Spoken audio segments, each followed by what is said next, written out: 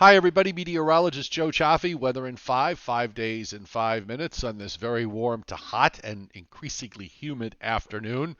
The dew points have been coming up. They're actually going to go higher on Saturday, but in the meantime, we do have the next cold front that is approaching. Now, this is the front that's going to come through for tomorrow, and this is also going to be producing severe weather risks. But with the daytime heating, there's actually a little bit of an upper trough that's running out ahead of it. It's nothing that really stands out too much on some of the weather maps, but it is there, and as a result, you see right through here, we're getting this band of some scattered thunderstorms. The satellite here showing where we're seeing lightning strikes, and the loop takes us to 3 p.m. Eastern Time. This area is sliding to the east.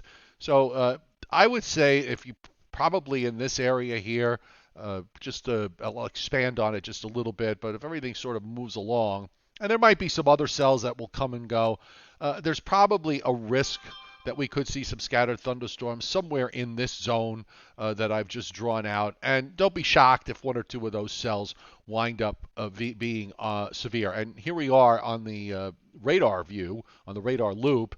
And at 3 p.m. Eastern Time, we actually have 3 severe thunderstorm warnings that are up from Maryland into southeastern Pennsylvania, and also 2 others in central PA, and a bunch of others showing up down in West Virginia. Again, this is stuff that's running out ahead of the cold front. And then we have, of course, the showers and thunderstorms that are developing in southern Michigan down to about Chicago and into northern Illinois.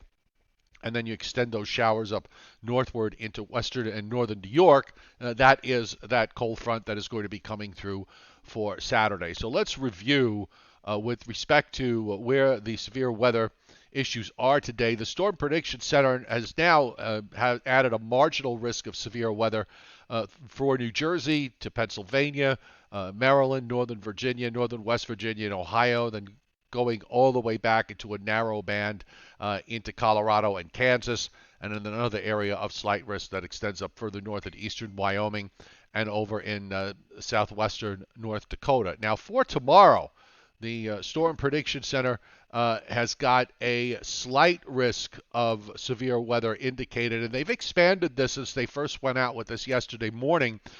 Slight risk from southeastern New England across southern New England, Long Island, the lower and middle Hudson Valley to New York City, just about all of New Jersey, eastern and southeastern, south central Pennsylvania, Maryland, northern Delaware into northeastern Virginia. The risk tomorrow is not going to be from the standpoint of tornadoes. It's less than 2% in all areas. However, the risk is going to be for the potential for some gusty winds of 50 knots or higher, and we're seeing a 15% risk of that happening within 25 miles of any point in that severe weather risk zone. One of the things to pay attention to for tomorrow is what happens tomorrow morning, because there are indications on some of the models that there could be some showers and storms that run out ahead of the cold front.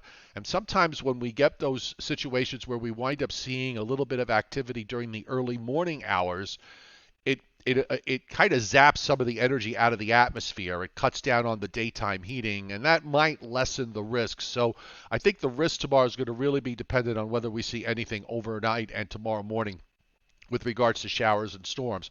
A series of cold fronts in this pattern we're in. For the week ahead, this takes us to next Friday night. We're seeing anywhere from a half to 3/4 of an inch for much of New England down into Virginia.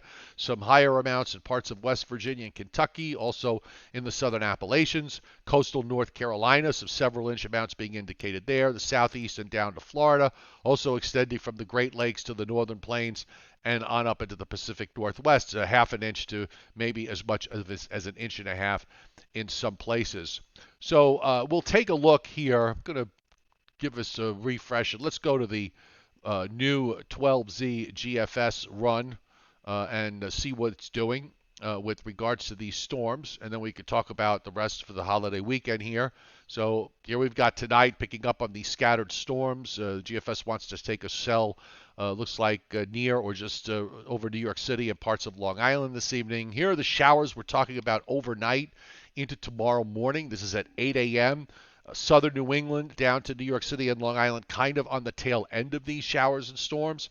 Then they move out, and here's again where the GFS is kind of saying, well, that might stabilize the atmosphere a bit uh, in areas to the north, but central and southern New Jersey on southward could wind up seeing some stronger thunderstorms. And then that moves on through. By the way, you also see some scattered activity in the southeast and along the Carolina coast for tomorrow, and then back up into the middle Mississippi Valley. That front's going to keep on moving. Gets hung up a little bit Sunday morning. At least on this model it does. Still has that little band of showers there in southern New Jersey down into Virginia. But by Sunday afternoon, 2 o'clock, the dew points are going to be collapsing. We're going to see them dropping down into the 50s. North of New York City, they may actually even drop down into the 40s, providing us with decreasing clouds from the morning, giving way to plenty of sunshine. Temperatures in the low to mid 80s and humidity levels very low. And I think that holds on for Monday, the 4th of July, which should be a good day. Next week, with temperatures, by the way, in the 80s. Next week, a cold front is going to approach on Tuesday with some showers and thunderstorms. Then that moves out. Then as we move into Thursday, it looks like another front will be approaching late Thursday with some showers and thunderstorms. And then that starts to move. That winds up moving out. And then another drier air mass comes in with yet another front, perhaps next Saturday, with some showers and thunderstorms with a cool, dry air mass behind it. That is the pattern that we're in. It's being dominated by a strong northwest flow out of Canada. It's been like this for a couple of weeks. It looks like it's going to be like this for a couple of more weeks. So the bottom line is, can it get hot? Sure. Does it get hot for more than a day or two? Probably not. And do we get relief with some low humidity and sunshine for a day or two behind each cold front? Absolutely. And that is going to be how it's going to play out over the next 5 to 7 days. So one last look here at the satellite loop as you look at some of those lightning strikes developing across southern Pennsylvania into Maryland and sliding toward the east.